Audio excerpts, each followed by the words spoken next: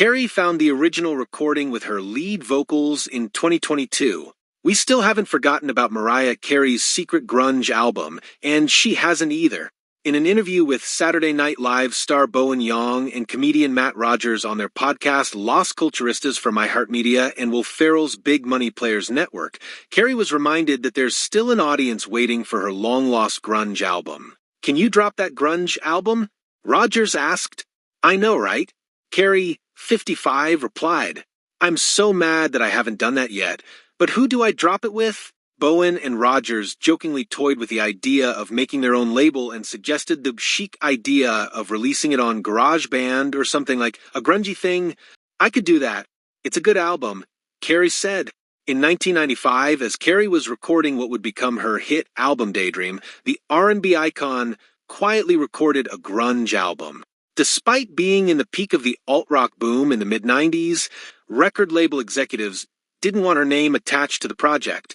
"I got kind of in trouble for making this album, the alternative album, because back then everything was super controlled by the powers that be," Carey explained in an interview with Zane Lowe on Apple Music One in 2020. "I never really was like, oh, we're going to release it. But then I was like, I should release it. I should do it under an alias, let people discover it and whatever, but that got squashed." Inspired by her struggling marriage to Tommy Mottola, whom she'd go on to divorce 2 years after the album was recorded, and bands like Hole and Sleater-Kinney, Carey recorded what would become Eel Tree's Somebody's Ugly Daughter. "I was playing with the style of the breezy grunge, punk-light white female singers who were popular at the time. You know, the ones who seem to be so carefree with their feelings and their image," she wrote in her 2020 memoir, The Meaning of Mariah Carey. "They could be angry, angsty, and messy with old shoes, wrinkled slips, and unruly eyebrows, while every move I made was so calculated and manicured.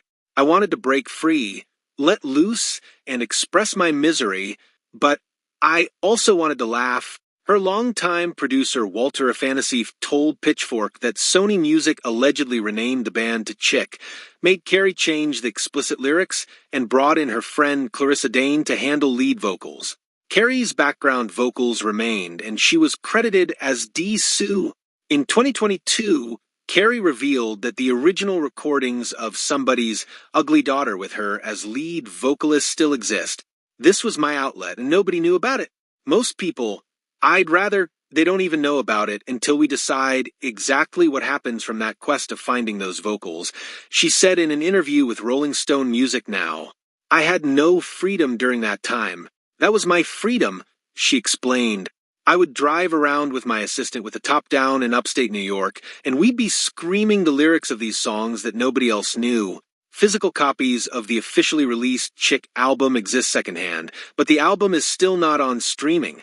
2 songs, Demented and Malibu, are available online with music videos.